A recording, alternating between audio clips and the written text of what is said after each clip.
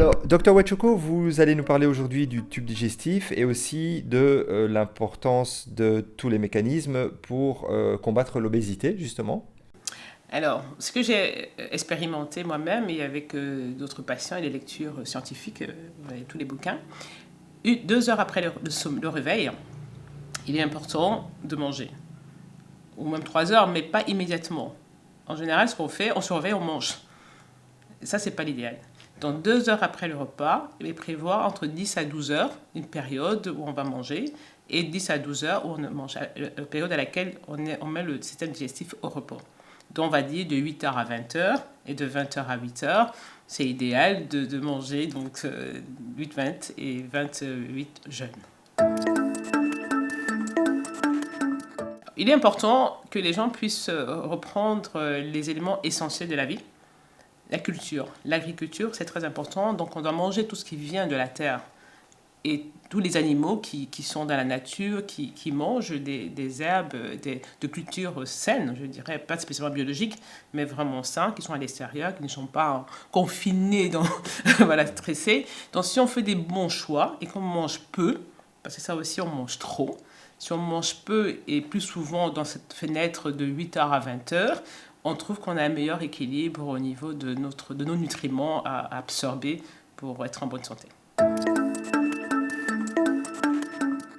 Alors, tous les aliments que nous apportons, on peut les germer, on peut les faire germer, on peut les faire cuire à basse température, on peut les manger crus, voilà, bien les laver, on a peur des bactéries, mais en même temps, les bactéries sont nos amis, puisqu'on vit avec eux. Donc, voilà.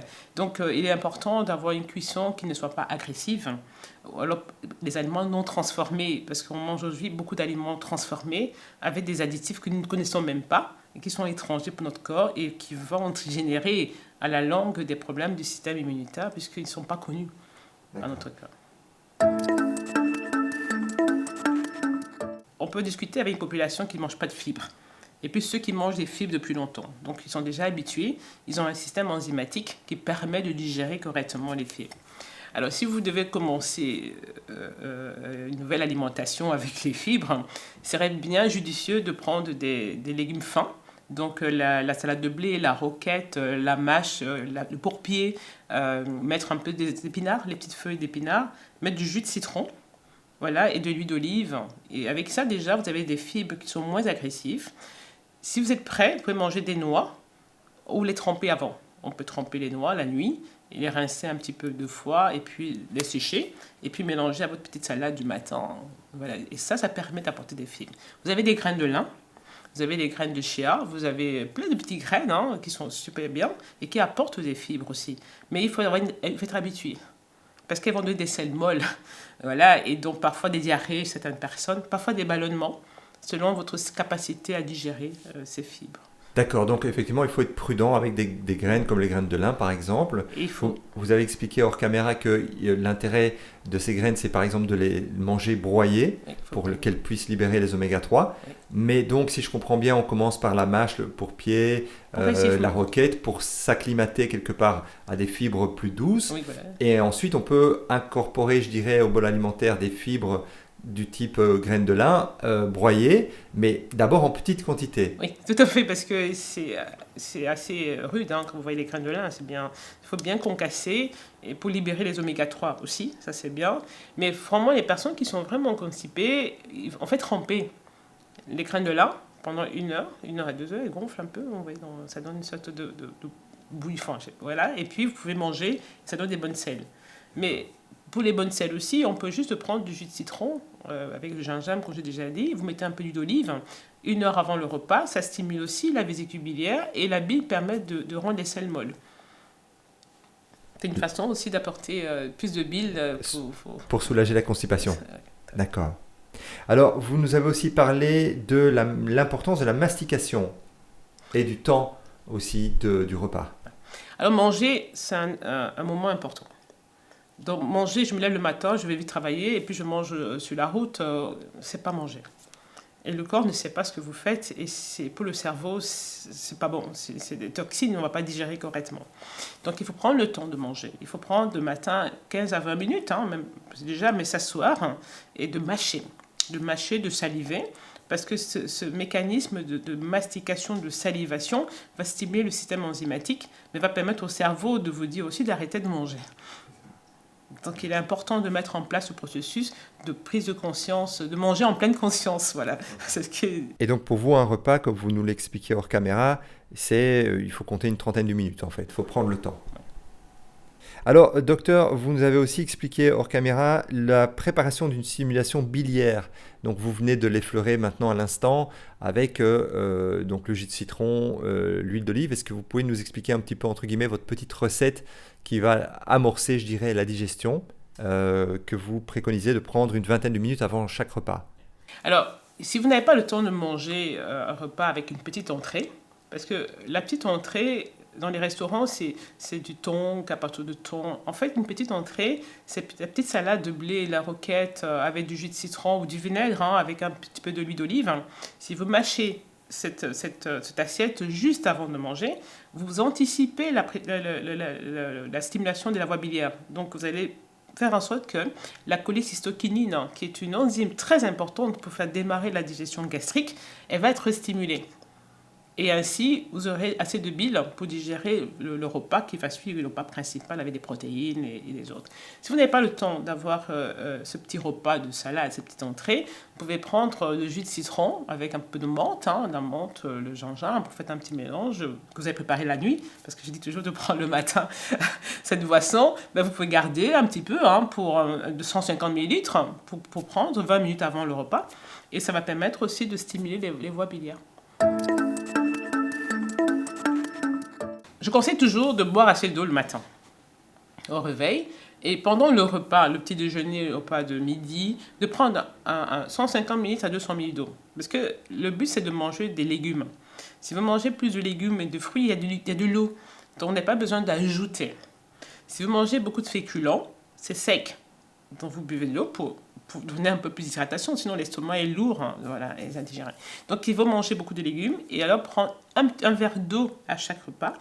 Mais 2 heures après les repas, quand l'estomac se vide, voilà, vous pouvez boire le vin. Vous pouvez même alcaliniser l'eau. Vous pouvez prendre un peu de magnésium à ce moment-là, parce que le tube digestif qui vient après est beaucoup plus alcalin qu'acide. Donc pour moi, il est idéal, 2 heures après les repas, de boire de l'eau pour mieux alcaliniser le tube digestif après. Mais l'estomac, il a besoin d'acidité. C'est pour ça que le jus de citron avant aussi bien. Parfois un petit café, juste en fin de repas aussi, peut être idéal pour aider à cette digestion gastrique. D'accord, donc tout ce qu'on peut faire pour stimuler l'acidité avant les repas, et 2 heures après, là, on est dans un environnement plus alcalin, ouais. Et ça sera donc 2 heures après le repas, et c'est le moment où on peut faire un apport en magnésium, par exemple. En magnésium, en eau, voilà, pour alcaliniser, pour que la voie biliaire après, enfin le tube digestif et le sang ne puissent pas être fort acides après le repas. Et on voit bien, il y a moins de somnolence. Les gens se sentent mieux, ouais. Alors, toujours dans mon évolution personnelle, je dis bien, c'est un constat, et avec le temps, le recul, quand on mange, on stimule la glycémie. Elle augmente, elle va tenir plus ou moins 4 heures. Cette glycémie qui va tenir 4 heures va nous aider à nous concentrer, à faire tout ce dont on a besoin pendant cette période-là, durant la matinée. Et après, la glycémie chute. Et quand elle va chuter, on n'est plus concentré. Donc, on va sentir, on a un peu de maux de tête, on est un peu irritable, on est un peu distrait. On va aller prendre un café ou un chocolat. Mais en fait, ce qui se passe, c'est qu'à ce moment-là, si on est conscient de ce geste-là, on peut aller boire un verre d'eau pour changer. Ou alors le corps, puisque vous êtes toujours en train de bosser, il va stimuler l'adrénaline et le cortisol pour remonter la glycémie, pour continuer à ce que je sois concentré dans mon travail. Mais le problème, c'est quoi? C'est qu'après, chaque fois qu'on fait ça, on a envie de sucrer à la fin du repas précédent, et même dans l'après-midi. On a des pulsions comme ça de sucrer, mais liées au fait que quand on a faim, on n'écoute pas, et on continue à bosser, et que le corps trouve une stratégie différente pour faire fonctionner. Et ça se voit chez les personnes souvent qui prennent du poids. Il y a des personnes qui prennent du poids parce qu'elles sont restées longtemps sans manger, elles sont contentes, moi je mange peu, mais elles grossissent parce que le cortisol, c'est une hormone qui va nous favoriser la prise de poids. Alors qu'on ne mange pas beaucoup. C'est ça. Voilà. Donc, on a vraiment comme ça un regard sur la journée avec les personnes et de se rendre compte que finalement, ceux qui mangent peu et plus souvent, ils sont mieux, et que ceux qui restent longtemps sans manger, selon le métabolisme, j'insiste bien, parce que les métabolismes, ils tiennent bien, hein, ça c'est pas un problème pour eux. Donc voilà, je m'adresse à ceux qui ont des soucis. Voilà, donc il y a des personnes, ils ne peuvent pas tenir 5 heures. Dès qu'ils dépassent 5 heures, ils ont des envies de sucre. Et là, ils sont vraiment agressifs et impulsifs, et voilà. Et donc il faut les aider à manger tous les 4 à 4h30. Et même les migraines, ils ont souvent des migraines qui changent, parce qu'en fait, c'est la glycémie qui avait chuté et qu'ils ont des migraines liées à l'hypoglycémie. Voilà. On peut contrôler ainsi. Alors docteur, qu'est-ce que vous pouvez conseiller alors comme petit encas, je dirais, entre le déjeuner, donc de midi, et le dîner du soir? Donc si vous mangez à 8h, donc à 12h30, vous avez votre lunch, à 17h, c'est l'heure idéale. Donc à ce moment-là, on peut avoir, pour les gens qui ne sont pas tolérants, hein, un petit yaourt vraiment, puisqu'il y a des ferments digestifs, c'est très bien. Vous mettez des baies ou des autres fruits hein, que vous aimez bien, avec un peu de noix.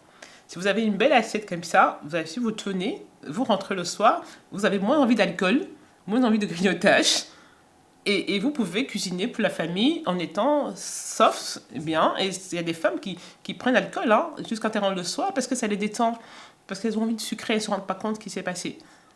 Voilà. Et certains hommes aussi, moi j'ai vu ça, je regarde dans les trains, quand ils rentrent du boulot, ils vont s'arrêter à la café de la gare et prennent d'abord un verre d'alcool avant de rentrer chez eux parce qu'ils sont dans le stress. Et donc, ils ne se rendent pas compte que c'est une addiction qui commence de façon insidieuse et qu'en fait, il fallait s'asseoir et manger peut-être un yaourt avec un fruit, avec des noix. Et aussi, ce qu'on peut faire, c'est prendre une belle assiette de fruits de toutes les couleurs. Vous mettez du gingembre, j'aime bien. Vous mettez des copeaux de gingembre, une feuille de menthe. Vous mettez des herbes de Provence, vous mettez un peu de noix ou un peu de graines de chanvre. C'est délicieux. Vous rentrez le soir. Parfois, vous ne mangez même pas parce que c'est assez consistant. Parfait. Une fois que vous avez mangé, le repas du midi, c'est l'idéal en général, 2 heures après, en fait, il y a bien le passage dans le duodénum, qui est un intestin qui est très important pour arriver vers la voie où il y a le pancréas et la voie biliaire qui se rencontrent. Donc la bile va arriver là, les enzymes biliaires vont arriver là. Mais pour que le pancréas puisse bien fonctionner, ça c'est vraiment important, il faut qu'il y ait une bonne digestion gastrique. Il faut qu'il y ait la bile qui puisse émulsifier les graisses pour mieux absorber le cholestérol et les vitamines liposolubles. Et c'est à ce moment-là qu'en fait, la lipase gastrique, les protéases gastriques, pancréatiques, pardon, lipase pancréatique, les protéases pancréatiques, les cellulases, tous ces enzymes-là sortent pour pouvoir digérer et finir cette digestion. Donc c'est seulement après que les produits finis vont arriver dans le petit intestin. D'accord. Pour être absorbés. Voilà. Il y a tout un cheminement qui se fait. Et à ce moment-là, une fois que l'enzyme, la cholécystokinine, qui a été stimulée au début du repas, elle va nous dire à un moment donné, à la fin du repas, ok, c'est bon, tu as assez mangé, on met en route maintenant le processus pour arrêter tout. Et c'est toute une cascade, en fait, qui se fait pour qu'on arrive finalement à l'intestin grêle. Alors, le corps a prévu une association. On vit avec des parasites, on vit avec des bactéries, on vit avec des mycoses, des champignons, on vit avec des virus, hein, ça fait partie, c'est dans notre corps, et voilà. Donc, en fait, quand on a mal mangé,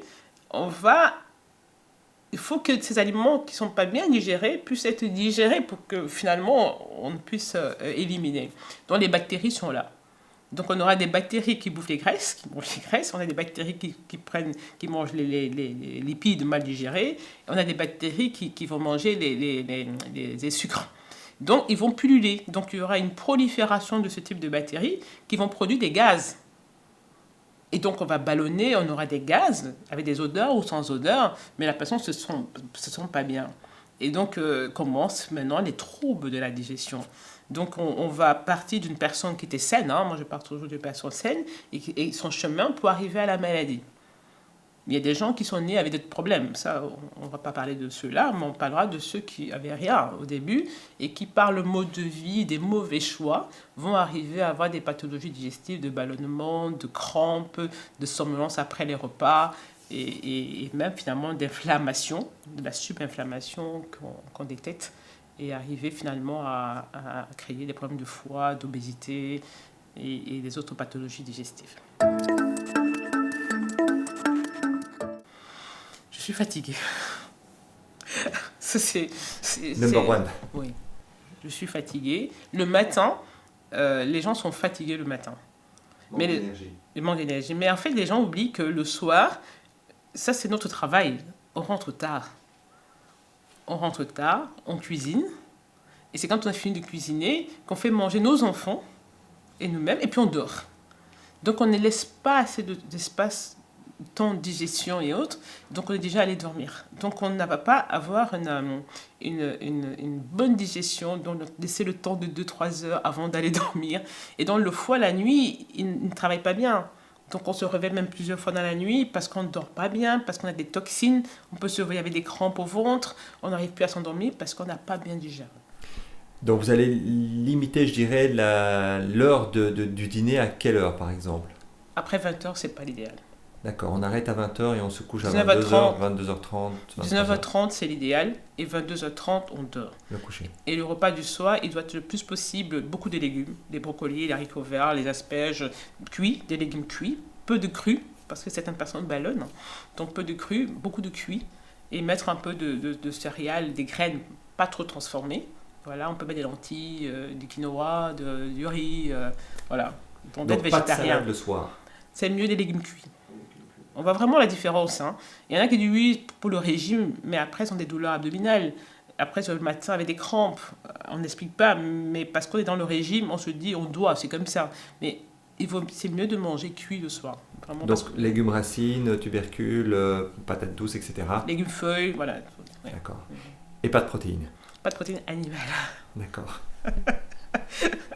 Le matin, le midi, oui. Et un petit peu à 17h, ce serait bien, mais pas trop. Ok. Il faut repartir avec les personnes du début jusqu'à la fin. Et mettre le doigt sur les différentes zones qui sont touchées. Ça peut être le gastrique, ça peut être que je ne mâche pas bien, parce que je n'ai pas de dentier. Il y a beaucoup de raisons qu'il faut mettre en place.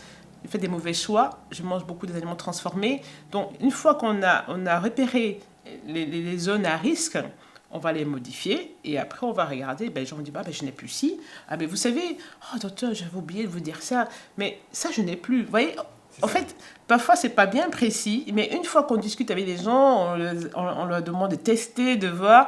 Après 3 semaines, vous pouvez avoir des informations. J'ai plus d'énergie, je fais ça, mais oui, vous savez, je suis fatiguée, mais je ne me rendais pas compte. Pour moi, dans la vie, si je ne me connais pas, et comment le docteur va me connaître? C'est le patient qui me donne les informations. Tout ce que je fais, c'est lui dire là où. Nous avons c'est le métabolite organique urinaire, pas les urines, du matin. On peut voir les déchets des protéines donc dans les urines. Donc ça nous donne une idée sur la présence des bactéries, des mycoses. Ça, c'est un élément facile du matin. On peut étudier les sels, donc c'est le fluoriscan. Et dans le fluoriscan, on peut faire l'histamine. On peut doser l'histamine, on peut doser la zonuline, qui sont des paramètres qui vont nous donner assez d'informations pour comprendre pourquoi la personne a des problèmes de digestion ou de ballonnement et autres. Et l'évaluation du type de bactéries.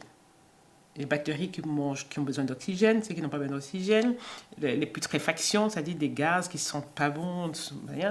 Et puis il y a des gens qui ont des gaz qui ballonnent, mais ça ne sent pas. Donc on peut faire la part des choses entre la fermentation et la putréfaction. D'accord. Et ce sont des outils qui vont aussi apporter un plus au niveau du pancréas. Donc on va voir un petit peu comment les enzymes pancréatiques fonctionnent. Le FUTGEN, c'est un peu plus poussé. C'est un test génétique en fait, qui permet de détecter une substance dans notre corps au niveau du mucus, du mucus, et qui va être de type sécrétant ou non sécrétant. Il y a ceux qui ont la vitamine B12, qui sécrètent la vitamine B12, et ceux qui ne sécrètent pas. Donc si on a un problème au niveau de ce FUT-là, cette enzyme, la fucosyle, je n'ai pas de transférase, voilà, elle, dès qu'elle dysfonctionne, donc on a des problèmes d'absorption, de digestion des nutriments, et donc la vitamine B12 va être carencée. Il y a ceux qui sont carencés en B12 et ceux qui ne sont pas carencés. Donc c'est un test comme le lactose. Il y a le lactose qu'on peut faire, l'histamine qu'on peut faire, le FUT2 qu'on peut faire. Il y a beaucoup de tests génétiques qu'on peut aborder au niveau de la digestion. Donc en première intention, on va avoir une analyse sanguine qui va nous donner beaucoup d'informations. Ensuite, une analyse des selles et éventuellement des échantillons salivaires. C'est bien ça?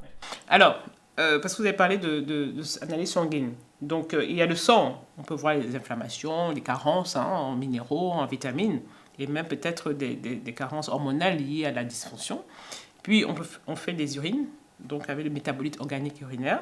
Il y a aussi la perméabilité intestinale, qui est un test qui aussi est possible. Ensuite, les tests des selles, le fluoriscan. Et plus tard, les tests génétiques. Ce sont des tests salivaires. D'abord, l'obésité, c'est quoi? L'obésité, ça dit que c'est une surcharge en graisse. C'est-à-dire qu'on a beaucoup plus de masse grasse que de masse maigre. Et une dysfonction se met en place, et donc la personne, dans sa silhouette, ne se sent pas bien. Donc, on a des enfants qui naissent obèses et qui restent obèses toute leur vie. Il faut beaucoup de sport, de sacrifices, je dirais vraiment, pour retrouver une silhouette harmonieuse. Il y a des personnes qui naissent bien, il n'y a pas de souci, et arrivées à 5-6 ans, au moment où on débute la préparation de la puberté, ils commencent à prendre du poids.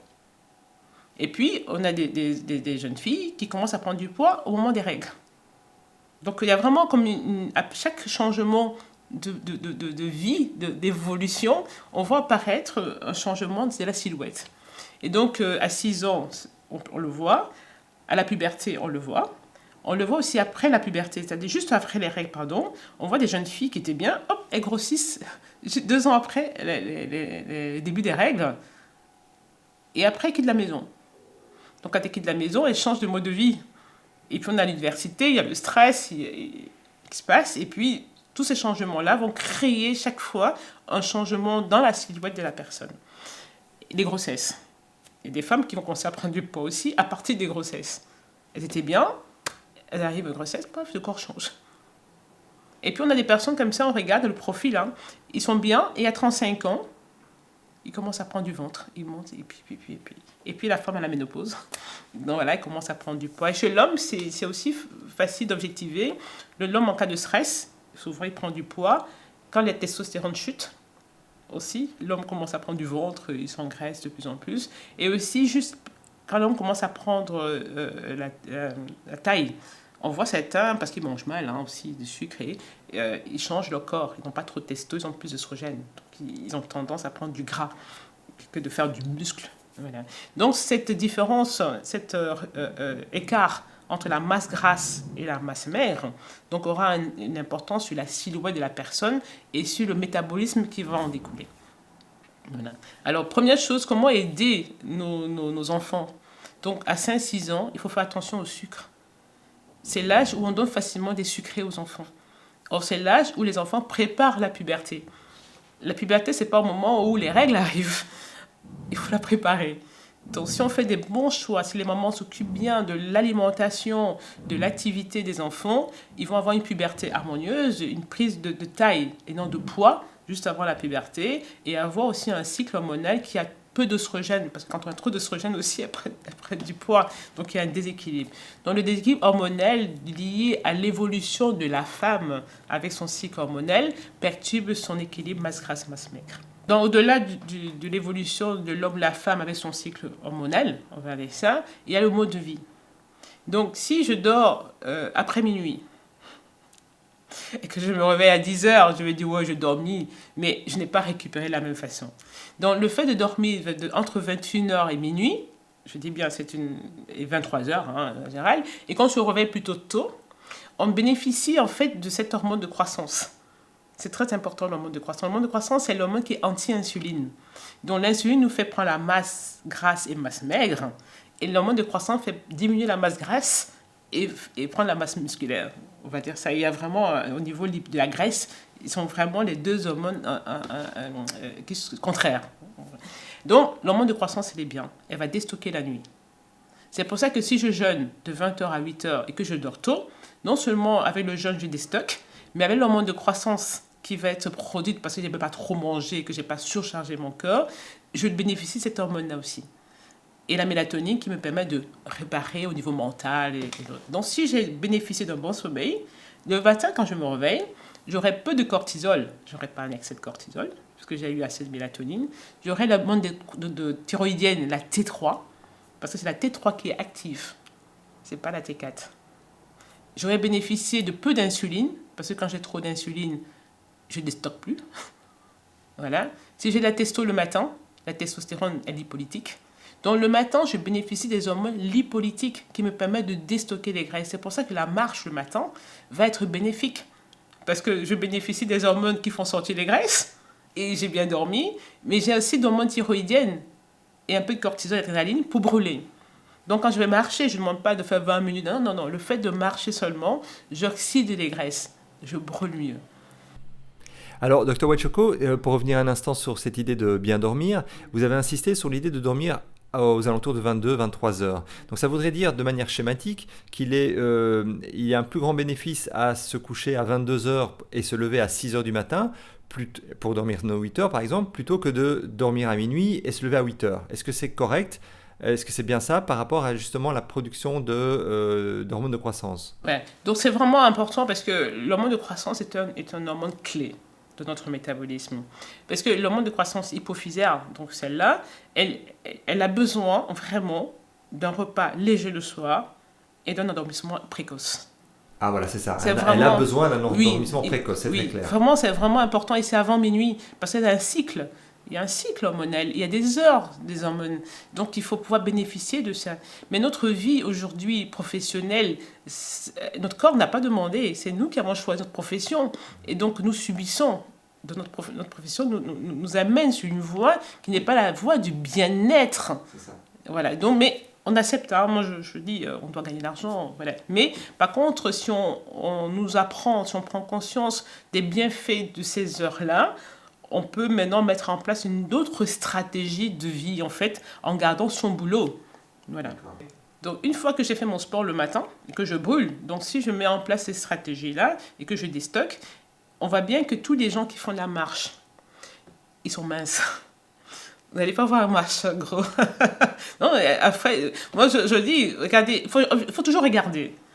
Les marcheurs sont très minces. Tous les sports de haut niveau, regardez les marcheurs, ils sont vraiment minces. Donc pourquoi ? Parce qu'en fait, quand on marche, on développe des muscles fins. Et c'est des muscles fins qui sont riches en mitochondries. Donc si j'ai plus de muscles fins, je brûle mieux. Donc je ne vais pas prendre plein de pilules, ok, il faut, mais le fait de marcher va augmenter mon métabolisme parce que je vais augmenter le nombre de mitochondries qui sont des brûleurs de graisse. Donc, comme vous l'expliquez, Dr Wachoko, oui. L'idéal est de faire 30 à 40 minutes de marche au lever, en fait. Oui, au lever. Je vais changer ma structure de fibres musculaires, je vais la changer, je vais la modifier avec le temps. Je vais améliorer les endorphines, donc je vais être mieux, je vais être moins stressé, donc je vais moins produire du cortisol dans la journée. Et le cortisol, qu'est-ce qu'il fait ? Il va modifier les récepteurs dans mon corps. Et si j'ai plus de cortisol, même l'adrénaline, je vais grossir parce que j'aurai des récepteurs alpha, qui sont des récepteurs qui sont lipogénétiques. Donc, je dois changer ma manière de penser, de m'adapter à la vie, de ne plus toujours être dans le stress, dans le conflit. Et c'est ce qu'on est aujourd'hui, on est dans la perfection, dans le conflit, dans la concurrence, et on est toujours en stress. Alors, Dr Wachoko, simplement pour anticiper les questionnements qu'on pourrait avoir des gens qui regardent cette vidéo, une mère de famille, par exemple, qui a un enfant ou deux, voudrait mettre en pratique ce que vous venez de conseiller, donc les 40 minutes de marche le matin, mais elle n'a pas l'occasion de le faire, elle n'a pas l'occasion de sortir où il pleut, où il fait très froid. Est-ce que vous pouvez proposer malgré tout une petite alternative à faire à la maison, par exemple un vélo d'appartement, quelque chose comme ça ? Est-ce qu'il y a des alternatives ? Oui. En fait, ce qui serait bien, moi je propose toujours le She Machine. Parce que le She Machine, il ne prend pas de place, il est vraiment discret.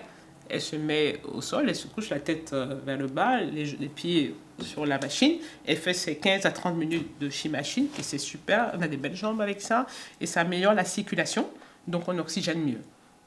Donc, elle a un effet de métabolisme, d'activité non intensive en fait, mais en même temps, elle régule au niveau métabolique. Maintenant, si on a un vélo d'appartement, on peut faire des exercices aussi, mais pas intensif. Ça ne sert à rien de faire de l'intensif. Donc, on peut faire de interval training. On peut faire 10 minutes light et puis 2 minutes de sprint. Voilà, on peut adapter pour pouvoir bénéficier de l'hormone de croissance et de la testostérone qui vont dans la journée aussi nous aider à brûler mieux au niveau des graisses dans toute la journée. Donc, on peut faire du sport à la maison, on peut faire des exercices à la maison. Oui, si, il y a des techniques. Mais le soleil, je pense que c'est toujours intéressant quand il fait beau de profiter et de ne pas rester à la maison, de sortir.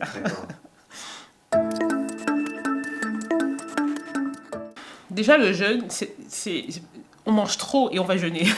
En fait, c'est ce qu'on est en train de faire, en fait. On est dans l'extrême et puis on va dans une autre extrême. Moi, je suis toujours pour trouver un juste milieu dans la vie. Parce qu'en fait, on travaille. On doit être productif tout le temps. Et c'est vrai que ceux qui n'ont jamais jeûné, ils ont les meilleurs bienfaits. Ils ont les bienfaits parce qu'ils n'ont jamais fait. Et donc, ils sentent la différence dans le corps. Donc, c'est très intéressant parce que le foie, pour qu'il libère mieux, pour que le foie fonctionne mieux, il faut 16 heures de jeûne. Si. Il faut 16 heures de jeûne pour éliminer tout ce qu'on a mangé la veille.